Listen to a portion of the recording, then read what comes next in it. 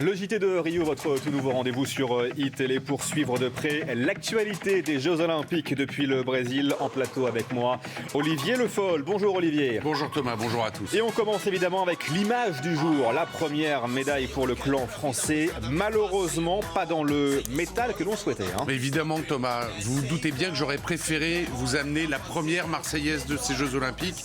Ce ne sera pas l'or donc, mais l'argent pour le relais 4 fois 100 mètres des nageurs français qui n'a donc pas pu conserver son titre décroché à Londres en 2012. Les Américains, emmenés par un Michael Phelps extraordinaire, étaient trop forts. Michael Phelps, c'est un extraterrestre. Rendez-vous compte, il gagne sa 19e médaille d'or olympique en 4 Jeux consécutifs. Le nageur de Baltimore qui en totalise maintenant 23 depuis 2004. Le combat des fauves dans le bassin olympique de Rio, c'était cette nuit, un tout petit peu avant 5h du matin, évidemment sur l'antenne de Canal+.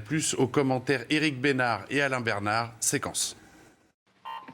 Mehdi Metella au départ pour la France. Le temps de réaction de Mehdi Metella, il est excellent. Voilà, la coulée de Grechina, couloir numéro 4. Il rattrape le retard, peut-être pour donner le relais en première position, presque. Pour Premier Mehdi Metella. Premier. Michael Phelps qui fait un effort extraordinaire. Michael Phelps. Allez, Fabien Coince, le retour des Brésiliens. Ça revient très fort également. Le Canada à la ligne de numéro 2, on est dans le paquet. Laurent Manodou qui va s'élancer pour l'équipe de France. La France 4e. Florent Manodou qui est 2e et qui est en train de revenir sur l'Américain. Florent Manodou qui va presque terminer premier. Il manque pas grand-chose pour les Français. Allez Jérémy, allez c'est maintenant. Allez on y va. Allez jusqu'au bout, ça va être compliqué. Nathan Adrian gagne du terrain, ça se bagarre pour la 3e place. Ça va être compliqué pour l'équipe de France, ça va être très compliqué. Ça revient les Américains à McEvoy à la 3 l'Australie. Attention, allez Florent. Allez Jérémy. Et victoire des Américains, Jérémy Stravius termine 2e. L'équipe de France est médaillée d'argent.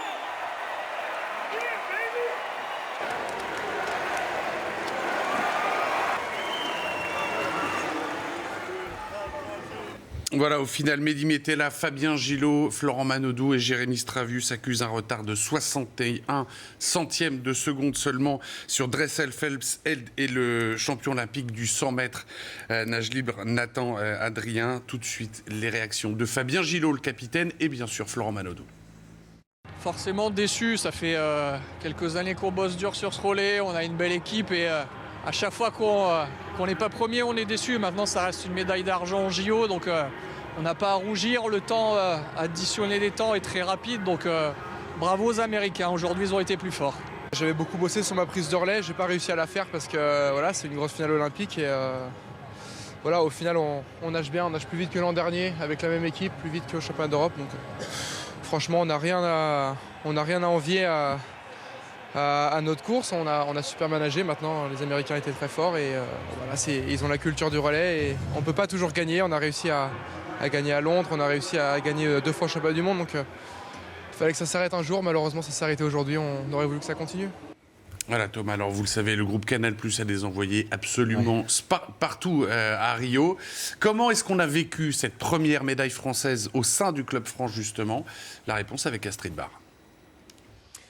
Ce sont des sentiments mêlés, évidemment, de la satisfaction et du soulagement d'obtenir enfin une médaille pour la délégation tricolore, mais aussi de la déception de ne pas chanter haut et fort la Marseillaise au Club France pour la première fois. Ça s'est passé évidemment dans une belle ambiance en face de l'écran géant. Le clan tricolore était debout, assis par terre, assis sur des bancs au pied des arbres, sur ce qu'on appelle la place du village. Évidemment, l'ambiance est montée au fur et à mesure que le relais avançait, au cri d'aller les Bleus, cela va sans dire. Mais dès la fin de la course, c'est la déception qui est retombée, l'ambiance qui est retombée d'un seul coup. D'ailleurs, il n'y avait quasiment plus personne au Club France pour voir le podium et la remise aux Français de cette première médaille.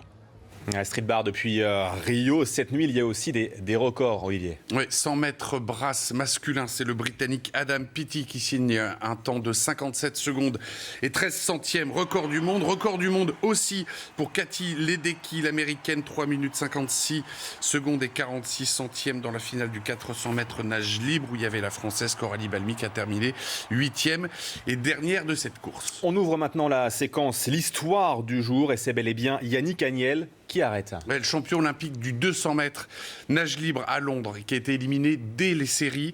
En fait, c'était un secret de polichinelle parce que ça fait 4 ans que c'est un petit peu compliqué pour Yannick Cagniel. Il y a eu les Jeux de Londres et puis après un petit passage à vide. Il a même été aux États-Unis pour essayer de se relancer. Je l'avais suivi moi-même à Baltimore où il avait été entraîné par Bob Bowman, l'entraîneur mythique de Michael Phelps. Et puis il y a eu ensuite Mulhouse avec Lionel Orter, mais rien n'y a fait. C'était désillusion sur désillusion. C'était devenu trop difficile à 24 ans. Il a donc dit stop. Corentin Meunier. C'est une fin par la petite porte. Lui, qui ambitionnait un podium au Brésil et qui était présent à Rio pour défendre son titre olympique. Yannick Cagniel va arrêter sa carrière sur une lourde désillusion. Le Français, éliminé du 200 mètres nage libre dès les séries, avec le 19e temps. Je suis déçu et à la fois je ne peux pas vraiment être déçu parce que je sais que j'ai vraiment donné le meilleur de moi-même. Ça fait quelques longs mois, voire quelques années que je galère maintenant. Et c'est déjà une belle victoire de participer à ces Jeux Olympiques. Et voilà, j'aurais voulu faire tellement plus sur cette course-là. Repêché par la Fédération française pour disputer ces Jeux Olympiques, Yannick Cagniel, 3 fois médaillé il y a 4 ans à Londres, restera à Rio pour disputer un ultime grand rendez-vous, le relais 4x200. Voilà, je vais essayer vraiment de rester fort et qu'on puisse avoir un beau 4x2 mardi et voilà, que ce soit vraiment un magnifique barreau d'honneur pour ces Jeux Olympiques. On va faire la même chose que ce qu'on a fait ces derniers mois, on va l'accompagner ces dernières années même. On va l'accompagner déjà parce qu'il y a le relais, et le relais c'est un très très beau projet. De toute façon Yannick c'est un grand champion, ça restera un champion, il va encore nous le prouver sur le 4x200 mètres nage libre. Il était déçu, il a dit ça, c'est normal. Il y a beaucoup de personnes, il y a beaucoup d'athlètes qui font ça lorsqu'ils sont déçus. Mais après il faut que nous on l'aide à rebasculer sur la compétition. À 24 ans, il mettra donc un terme à une carrière en dents de scie, jalonnée par des coups d'éclat.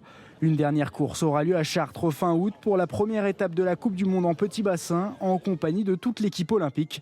Un dernier 200 mètres en guise de jubilé. Alors on retiendra quand même un palmarès conséquent, ça restera un des plus grands nageurs de l'histoire de la natation française. On va d'ailleurs l'apercevoir, mais on sait que c'est un sport particulièrement difficile, extrêmement exigeant. On passe des journées entières à compter les carreaux au fond de la piscine. Souvenez-vous, à titre d'information, que Laure Manodou avait arrêté à seulement 22 ans. Cette fois, à 24 ans, c'est Yannick Cagniel qui a pris cette décision. L'analyse d'Alain Bernard. Ça a été un peu rapide en effet, je pense qu'il aurait pu attendre la fin de ces Jeux Olympiques, mais c'est sûrement une façon de se libérer pour lui aussi de l'annoncer. S'il le sait au fond de lui depuis un moment et qu'il essaie de nous le cacher, on n'est pas dupe, on le sait, on le sent, on l'a vu. Les journalistes, les observateurs, les passionnés de natation sentent qu'il y a quelque chose qui ne va pas, mais ce n'est pas pour le descendre et loin de là. On ne peut que reconnaître toutes les performances qu'il a apportées à l'équipe de France. Voilà, évidemment, la natation, c'est pas terminé. Il y a Camille Lacour qui a signé le 4e temps des demi qui est attendu cette nuit pour la finale dans le 100 mètres d'eau. Allez, le reste maintenant, journée encore difficile pour les Bleus, mais quelques bouts de ciel bleu. Ouais, alors uniquement dans les sports collectifs. On commence avec le hand masculin. Ce sont les doubles champions olympiques en titre, je le rappelle, qui se sont fait une petite frayeur quand même face à la Tunisie. Victoire 25-23. Regardez ce but extraordinaire du gardien remplaçant tiré au meilleur, Vincent Gérard. Il a fallu l'apport des cadres et notamment de Nikola Karabatic qui a scoré à 4 reprises pour gagner ce match. Justement, Nikola Karabatic, on va l'écouter. Ah ouais, là à la fin on a eu un money time digne de ce nom. Alors qu'on avait le match entre les mains, on avait très très bien joué en première mi-temps, on a fait un très bon début de match. Et derrière, on s'est rendu toute seule à la tâche difficile. Super compliqué, on a fait un bon début de match, donc ça nous a permis de ne pas trop flipper quand ils ont eu leur temps faible. Mais c'est vrai qu'on a raté beaucoup de chutes, mais des deux côtés. Voilà, et pour le hand, le prochain adversaire des Bleus, c'est le Qatar qui a fait des débuts fracassants à Rio en corrigeant la Croatie 30-23. Sportco toujours, on en parlait, le basket féminin, les basketteuses qui arrachent leur 2e victoire depuis le début de ces Jeux. 2e victoire en 2 matchs, c'était face au Bélarus. Alors là, c'est complètement fou ce qui s'est passé. Victoire 73-72 d'un point sur un coup d'éclat magnifique. Andy Miyem qui inscrit in extremis le panier de la victoire sur le buzzer, sur la sirène. Nouveau coup donc pour les braqueuses après la victoire initiale face à la Turquie, on le rappelle, 55-39. La réaction de la coach des braqueuses, Valérie Garnier, qui veut poursuivre sur la lancée évidemment. Bien, on a continué sur l'énergie. Après, on a encaissé trop de paniers en première mi-temps. On rate 10 lancers francs, on rate des paniers dessous et on arrive à arracher le match sur la dernière action. Donc c'est bien parce que l'énergie va continuer. Allez, voilà pour les bonnes nouvelles, mais ça fait quand même léger côté français. C'est vrai, beaucoup de déceptions. La team Yavbou, par exemple, les volleyeurs français dont on attend beaucoup pour ces Jeux et qui ont subi une punition. Il n'y a pas d'autre mot. 3-7-0 face à l'Italie, les champions d'Europe qui ont été menés d'emblée 8-0 et qui n'ont jamais réussi à rentrer dans le match. Il va falloir se ressaisir. Une petite info de rugby à 7. Ça avait très bien commencé pour les Françaises dans ce nouveau sport olympique. Ça s'arrête en quart de finale du tournoi avec une défaite face aux Canadiennes 15-5. La France qui n'a pas été en mesure de renverser la hiérarchie puisque la France est 5e nation mondiale, les Canadiennes 3e. Et puis en cyclisme sur route féminin, c'est la néerlandaise Anna van der Breggen qui est devenue à 26 ans la championne olympique devant la suédoise Emma Johansson et l'italienne Elisa Longo Borghini. C'est raté donc pour la Française Pauline Ferrand-Prévot, la championne du monde 2014 qui avait perdu ses sensations. Et puis il y a cette image très forte de la chute très violente de la néerlandaise Annemiek van Vleuten à une vingtaine de kilomètres de l'arrivée. La jeune femme âgée de 3 ans qui est à l'hôpital et qui souffre d'une sévère commotion cérébrale. Elle a repris connaissance, elle a dit que ça allait mieux, mais c'est à surveiller. Elle a 3 micro-fractures à la colonne vertébrale. Et puis un petit mot de judo, c'est l'une des grosses histoires tristes de la journée. La Française Priscilla Nieto qui est tombée très haut avec une disqualification dès son combat, son premier combat en catégorie de moins de 52 kilos. Les juges qui ont été très sévères, qui avaient estimé qu'elle avait touché les jambes de son adversaire avec les mains, ce qui est interdit. Il y a eu analyse vidéo et disqualification. Franchement, quand on regarde les images au ralenti, on se dit que c'est quand même un petit peu tiré par les cheveux. En tout cas, c'est extrêmement sévère. Écoutez. Je comprends pas, j'avais pas l'intention d'attraper, j'ai pas attrapé son pantalon, j'ai simplement repoussé. C'est une défense qui n'a jusqu'à présent pas été interdite. Enfin, nous, des règles qu'on nous a expliquées, c'est que tu n'as pas le droit d'attraper le pantalon avec tes mains dès la première arrivée au sol, ni repousser directement avec les mains. Jusqu'à présent, mes mains n'ont jamais touché son pantalon, donc je comprends pas. Voilà, tu te dis, tu as fait tout ça d'efforts, d'investissement pour perdre comme ça, c'est assez frustrant. Après, c'est le sport. Et depuis les JO, autre moment difficile en escrime cette fois-ci. Ouais, et on remercie encore les équipes du groupe Canal qui nous offrent des séquences incroyables, extrêmement fortes. Dans cette histoire, c'est Erwan Lepéchou qui s'est incliné en 8e de finale de l'épreuve individuelle de fleuret. Il est battu par l'Américain Gerek Menard.